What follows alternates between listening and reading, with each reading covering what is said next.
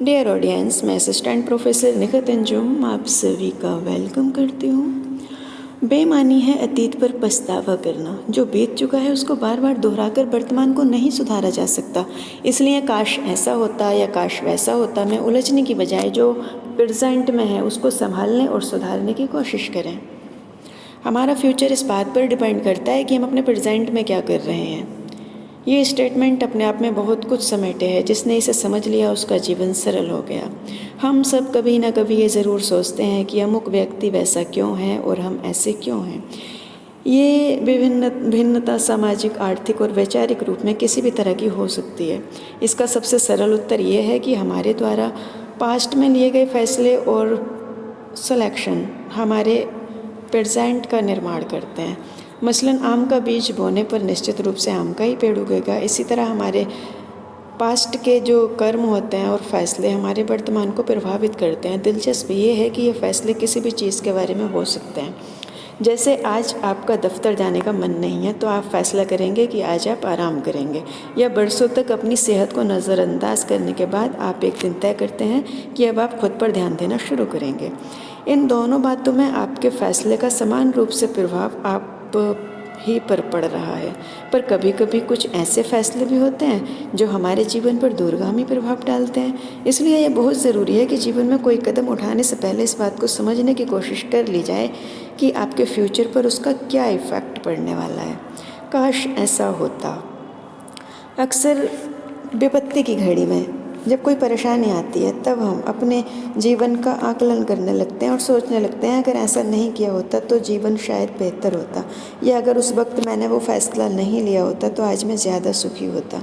पर सच्चाई ये है कि जो बीत चुका है उसको बार बार दोहरा कर वर्तमान को नहीं सुधारा जा सकता।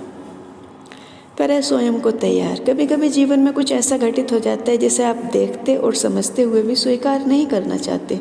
ये दुख किसी भी तरह का हो सकता है। कोई व्यक्ति अपने पिछले किसी बुरे कर्म की वजह से वर्तमान में दुखी होता है तो कोई अपने किसी प्रियजन को कष्ट में देखकर दुखी होता है। पर दोनों ही स्थितियों में दुख का मूल भाव समान रूप से बना रहता है। ऐसे में कोई व्यावहारिक निर्णय लेना बिल्कुल आसान नहीं होता। पर सच्चाई ये है कि स्थिति को और बिगड़ने से बचाने के लिए किसी नतीजे पर पहुंचना ज़रूरी भी होता है।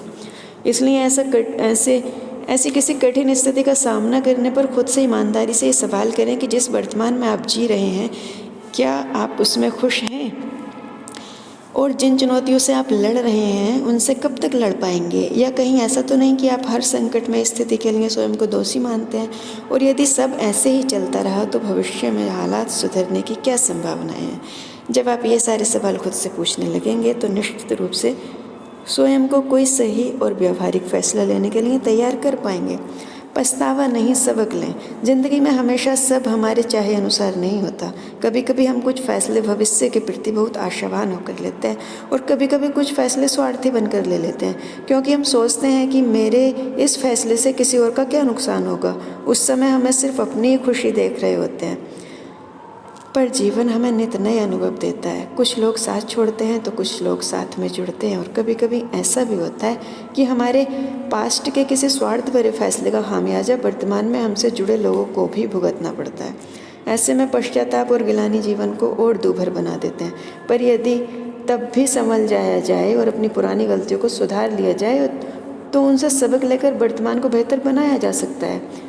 यह बात भाग्यवादी होने की कतई नहीं है, लेकिन इस सत्य को भी नकारा नहीं जा सकता कि हमारे पिछले कर्म और फैसले हमारे वर्तमान को बनाते और बिगाड़ते हैं।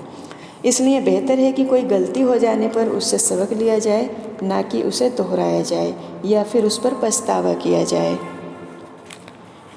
Thank you.